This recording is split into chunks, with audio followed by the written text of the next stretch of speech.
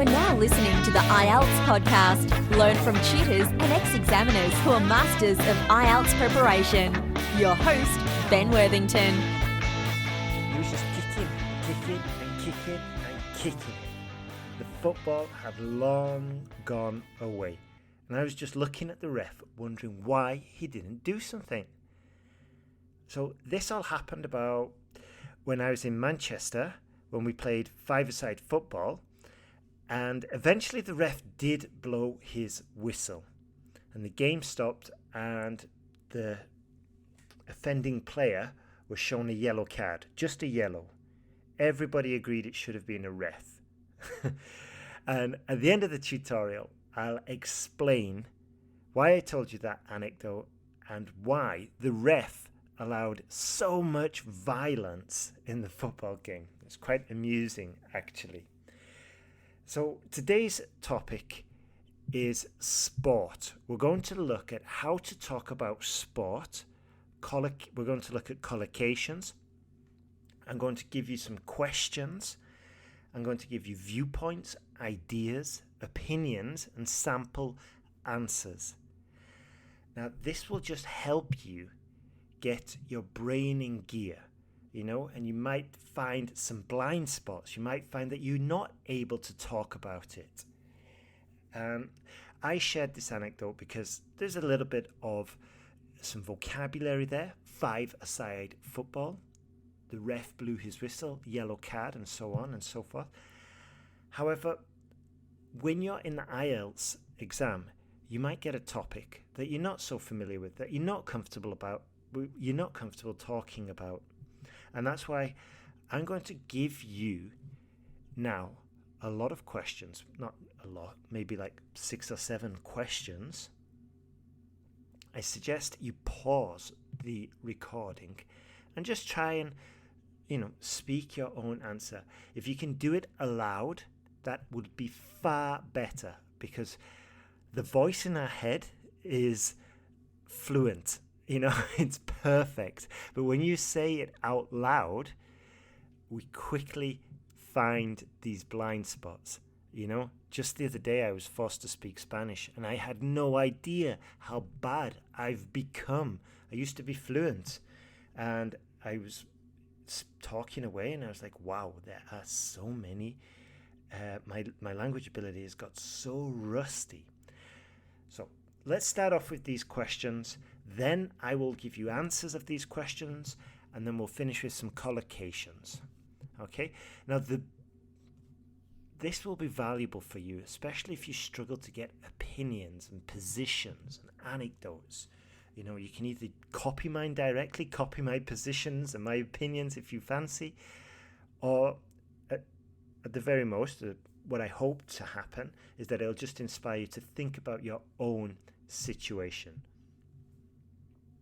So, first of all, I challenge you, and I want you to get your position clear. So we're talking about sport.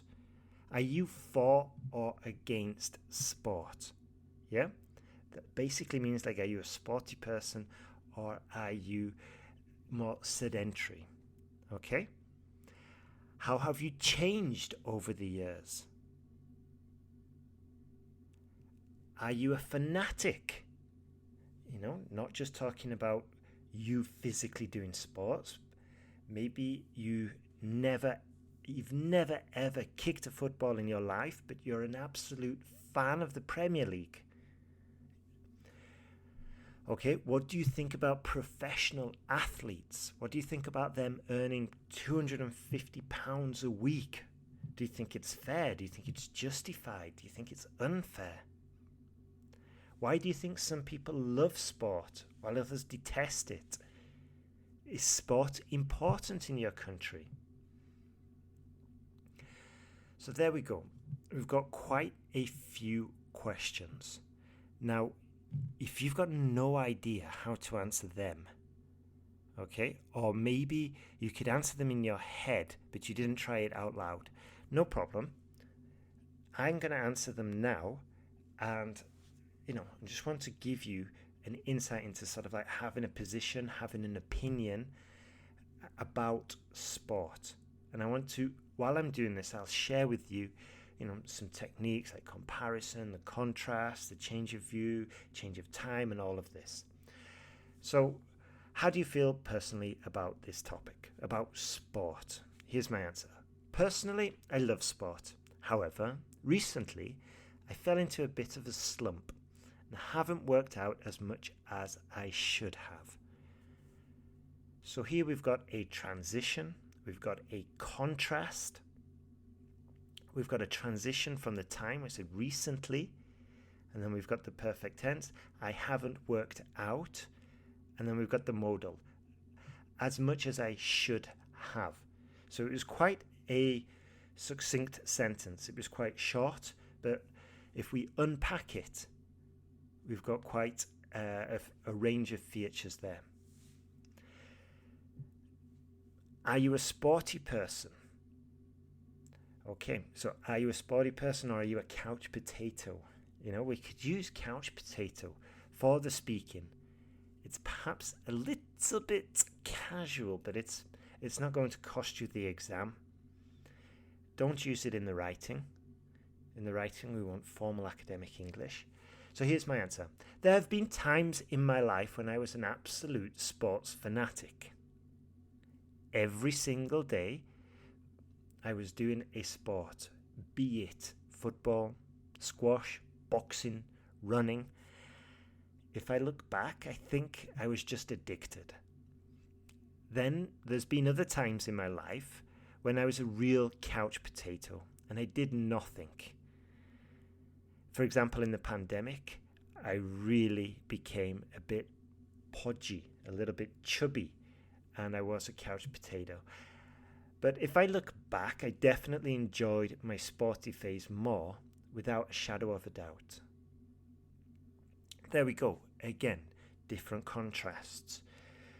So maybe you've never done sports in your life. Maybe you're not a sporty person. And then what do you do in this case? Okay, if you've never done sports in your life, well, you could say, honestly, I've never practiced a single sport in my life. I really dislike my body getting warm. I'm really not that good. My coordination skills are abysmal, and I really struggle. I much prefer just to sit down and read a good book. There we go. That's fine. Honest, straightforward answer. Next question. Are you a fanatic? Well, personally, no. I'm not a fanatic for any sport. I do enjoy Formula One, though. And in fact, my brother-in-law always watches the Formula One. He's a real fanatic. He loves it. So when we have a family event on a Sunday afternoon, which is when they typically have the races in Europe, he uses me as an excuse to switch on the telly and watch Formula One. And of course, I join him. So there we go. I'm not a fanatic, but I know somebody who is. I share a little anecdote. There we go. Now, for example, imagine we're talking about professional athletes earning a lot of money. Do we think it's fair or unfair? Really pause the recording now. It's good to get an opinion on this. You do not want to start from zero in the exam. If you've never thought about this before, starting from zero in the exam is going to lose you time, because as you start thinking about it, maybe you're going to see different viewpoints. Maybe you'll start contradicting yourself. So it's good just to get your thoughts clear and ready before the exam. Don't risk your exam fee. So what do I personally think about professional athletes earning £250,000 a week, for example? I think it's absolutely ridiculous, especially compared to other members of society, such as nurses and doctors, who, if they're lucky, a successful doctor may earn £250,000 a year. I'm not so sure. But the difference in earning potential or earning power is a failure of society, for example. Okay? That's my opinion. Maybe you can take it if you want to. If you're not really thought about this before, you can just say it's a failure of society. Another opinion could be, well, these sports athletes, they can only earn money for a short period of time due to their age. So I think it's totally justifiable that they earn as much as they can while they can perform, because, you know, Manchester United are not going to sign a 50-year-old football player, for example. Okay, there we go. Just another point of view for you to think about it. Final two questions. Why do some people love sport while others detest it? Interesting. Well, I guess it comes down to personal preference. I guess if a person's had an enjoyable experience playing sports, it's understandable that maybe they love watching the same sport that they were playing, while perhaps other people had a terrible experience at school. For example, maybe they were really clumsy with the ball. Then a person like that, if they were clumsy playing football, a person like that is very unlikely to be a fanatic of the Premier League, for example. There we go. Okay, I didn't really want to talk about me personally there. I just hypothesized, I gave reasons, I developed it, and I gave examples. Final question. Is sport important in your country? Absolutely, definitely, without a shadow of a doubt. Sport is possibly more followed than religion. I think the number one sport in my country, England, is football. Everybody I know back in England absolutely loves it. And there is a lot of pride as well in the Premier League and in the national team. And even in the other sports such as rugby and cricket. So definitely sport is incredibly important. In fact, every 4 years for the World Cup, the whole country gets excited and starts dreaming that England are going to win the World Cup. It's never happened since I've been alive, but maybe one day it will. There we go. If you've got an English examiner, maybe you might even get half a smile there. Okay, so there we go. Just sample answers. But the main takeaway I want you to get from this tutorial is, pause the recording. Start thinking about these answers, especially if you're not a fan of sports. Think about how you can turn around the question. And just to rewind a little bit, to dissect my previous answer, there's a small anecdote in there. There's a bit of development. There's a lot of hypotheses. And what I want to share with you is the emphasis at the beginning. Absolutely, definitely. And it's not just a case of saying those words at the start of your answer. It's a case of saying those words with intonation. Otherwise, it sounds rather ridiculous. For example, is sport important in your country? Absolutely, sport is very important in our country, without a shadow of a doubt. That sounds ridiculous. So this is why the intonation is incredibly important. Absolutely, without a shadow of a doubt, sport is probably one of the most important topics in England, especially when there are global tournaments happening. Okay, so there we go. Now the collocations you were probably waiting for. Let's go through it. Let's go through them. Performance enhancers, average body, financial incentives, changing genes, human health, Olympic event, evolution, underdog. Those last two weren't collocations. Medical sciences, sports science, hunting packs, rapid mental calculations, time constraints, sporting context, physical ability, natural advantage, tearing tendons, energy efficient, competitive sports, ultra endurance. There we go. You're probably better off learning them in context, but it's a good start. And I think they're not the most difficult ones to include. Obviously, you have to do it in the right context. Now, if you are still struggling with the speaking or even the writing, then I suggest you join our new newsletter. We have a new, we've overhauled it. So when you sign up now, you're going to get a lot of advice on how to pass the IELTS fast and how to pass it, confidently without getting in the rut of taking exam after exam. And when you sign up, you're going to get a series of emails which just guide you through using the automatic essay checking tool. And there's a few tutorials there. We break down a band 8 essay. We show you how to upgrade an essay from 6.5 to a band 7.5 using the automatic essay checker. Now, this tool is insanely useful. Not only does it cost you like a fraction of the price, you just submit one essay and you've already got your money's worth, but also you're going to get the feedback faster, which just enables you to improve a lot faster. Just rinse and repeat, write the essay, get the feedback, implement the suggestions, resubmit it, and you can submit it as many times as you want. There's no limit. So have a look at that. It's free.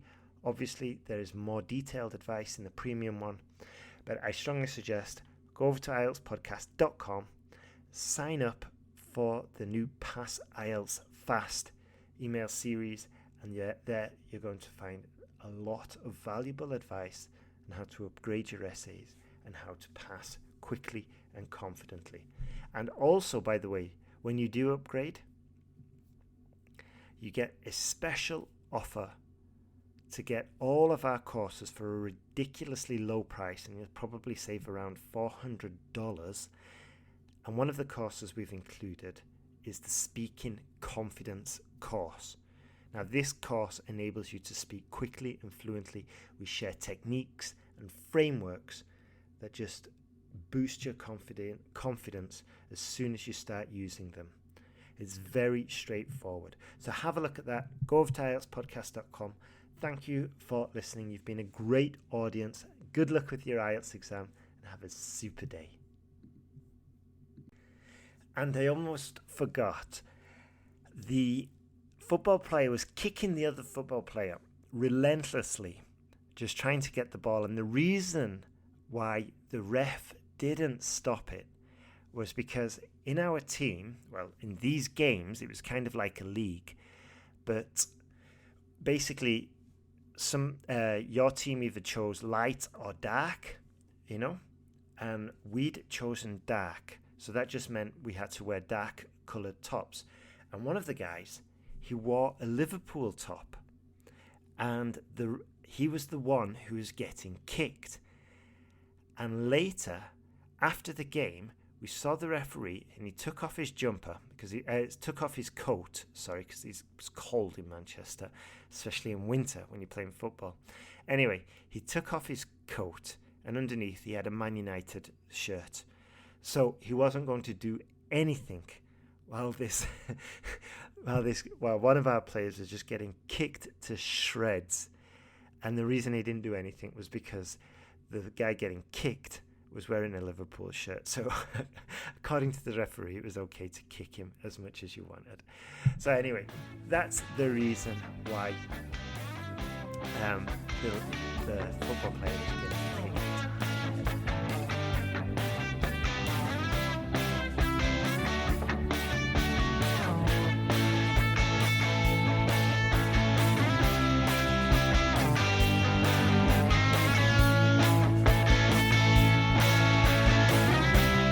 Thanks for listening to IELTSPodcast.com.